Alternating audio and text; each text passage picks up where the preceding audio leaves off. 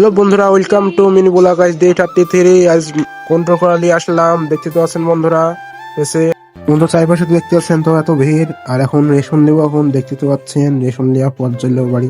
বন্ধুরা রেশন লিয়া হয়ে গেল, দিয়ে চলেন বাইরে দিয়ে রওনা দিয়ে যাক। তো বন্ধুরা রেশন থুয়ে চলে আসলাম তেমাথার দিকে। বন্ধুরা খুবই দরকারি কথা নিয়ে আসলাম। আমি একটা চ্যালেঞ্জ দিয়েছিলাম আপনাদেরকে, এস কমেন্ট যদি বেশি আসে তাহলে ব্যাল করবো, আর নো কমেন্ট যদি বেশি যদি না আসে তাহলে ব্যাল করবো না। এস কমেন্ট যদি বেশি দিতে তাহলে ব্যালটা করবো।